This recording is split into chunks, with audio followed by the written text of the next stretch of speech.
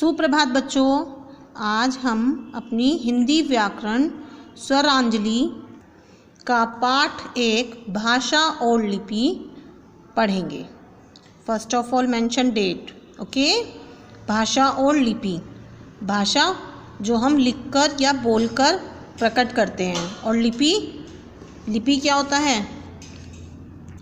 ध्वनियों की लिखने की भाषा को लिपि कहते हैं।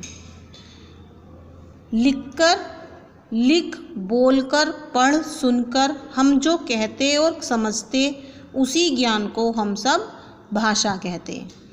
भाषा प्रारंभ में मनुष्य न तो बोल सकता था और न ही लिख सकता था, किंतु बुद्धि के विकास के साथ वह संकेतों द्वारा अपने भावों को प्रकट करने लगा। जब शुरू में मनुष्य जो था वो ना तो लिख सकता था, ना तो उसे लिखना आता था, ना ही उसे इतना विकास था कि वो बोल सकता था। केवल वो अपने संकेतों के द्वारा ही अपने भाव प्रकट करता था। धीरे धीरे कुछ शब्दों को, फिर वाक्यों को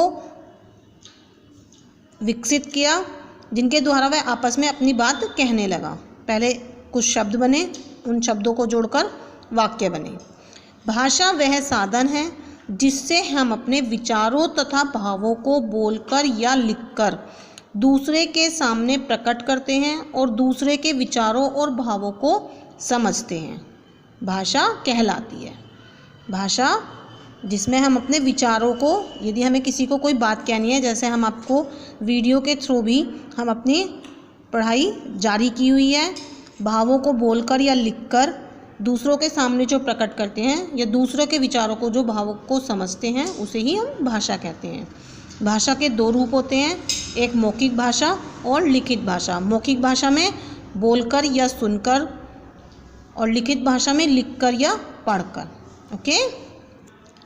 लिपि भाषा की ध्वनियों को लिखने की एक विशेष विधि होती है जो लिपि कहलाती है।